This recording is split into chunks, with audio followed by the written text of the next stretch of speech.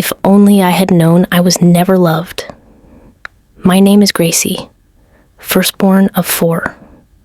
I lost my dad early, and life became a roller coaster. Day and night, I worked myself to the bone just to survive. At 24, luck finally smiled on me. I landed a job in a multinational company that came with a penthouse and an official car. Suddenly, I became the golden girl of my family. Everyone ran to me whenever they needed anything. No decision was made without me. No event was held unless I was present. My mother made sure of that. I thought it was because I was the eldest daughter, until life showed me otherwise. 4 years later, on a Monday morning, I arrived at work in the best mood. 6 figures in my account. Of course I loved going to work. Who says money isn't a motivation? As the day went by, I stood to get lunch at the cafeteria. The moment I stepped into the hallway, my colleagues exchanged strange glances. But who cares? I minded my business and kept moving. Things got even weirder when I entered the cafeteria. People stared, whispered, looked away. And then my eyes met Mr. Diggs. Sharp gaze, anger burning, hatred dripping. He had been demoted from the very position I now held, chief accountant. He never hid his resentment, so I instantly knew he was behind whatever was happening. I rolled my eyes and sat down, waiting for my food. Minutes later, 2 men in sharp suits walked in. Federal agents. I kept eating, thinking they were here for someone else, until they stopped at my table and pulled out handcuffs. Before I could blink, I was dragged out of the cafeteria. As I looked back, Mr. Diggs wore a sinister smile. It was a setup.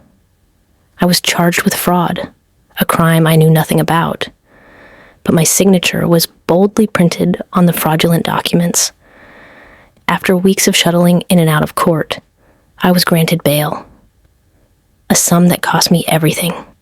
My entire savings, my car, my penthouse, my investments.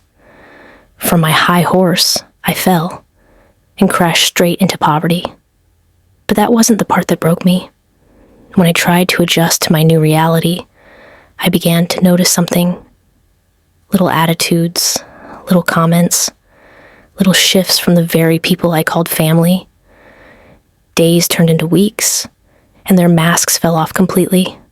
Sarcasm, flippant remarks about my new status, disrespect in broad daylight. But the deepest betrayal came from my mother. "Go make yourself useful, lazy bone," she said. My siblings burst into laughter. That's when it hit me. I was never loved. They only loved the version of me that funded their lifestyle. The moment I couldn't carry their weight anymore, they stripped me of every respect they ever pretended to have. From the corner of my eye, I watched my mother shift all her affection to my younger sisters.